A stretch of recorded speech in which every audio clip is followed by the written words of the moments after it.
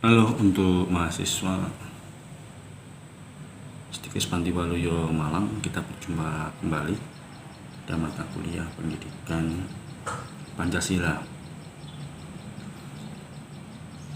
Sedikit mengulang bahwa pada pertemuan sebelumnya kita membicarakan tentang bagaimana Pancasila dan hubungannya dengan etika.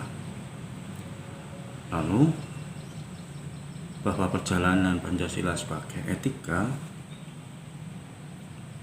tidak berjalan linier, tidak berjalan secara lurus, tetapi menemui berbagai macam hal, dihadapkan berbagai macam persoalan. Karena apa? Karena Pancasila hidup di tengah-tengah masyarakat. Pancasila hidup di antara individu dengan individu yang lain. Setiap individu memiliki pemikiran, setiap individu memiliki pengalaman, setiap individu memiliki perspektif dan sifat subjektif. Hal-hal inilah yang menyebabkan Pancasila sebagai etika tidak berjalan secara lurus. Sehingga harapannya Pancasila akan menjadi pedoman dalam beretika. Pancasila menjadi pegangan dalam beretika, berinteraksi, berkorelasi, bermasyarakat. Nah, dari sinilah muncul bahwa ada persoalan-persoalan bangsa yang terjadi di masyarakat. Pancasila sebagai etika menjadi panduan, Pancasila sebagai etika menjadi pegangan. Pancasila sebagai etika dan dinamika yang terjadi di tengah masyarakat, bahwa Pancasila hidup di ruang sosial.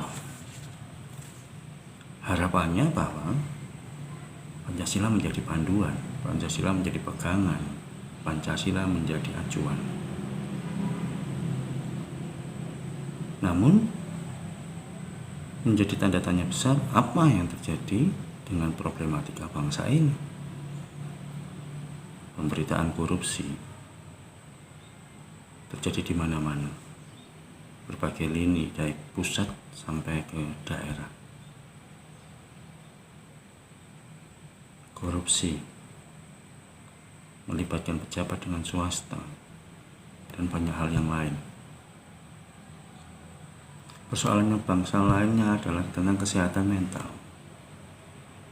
bahwa kesehatan mental memiliki kontribusi terhadap persoalan-persoalan, tingkat stres, tingkat bunuh diri. Itu yang muncul.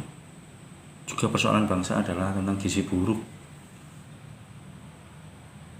Dijumpai banyak kelaparan, busung lapar, kesulitan makan.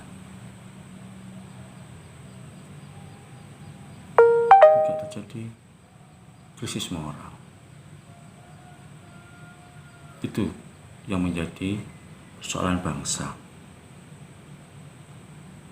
Nah, sekarang yang perlu dikaji lebih tajam, lebih fokus, yaitu adalah tentang problem bangsa terkait dengan keperawatan. Ini nanti yang menjadi tugas Anda. Silakan Anda mencermati hubungannya Pancasila sebagai etika dalam konteks keperawatan.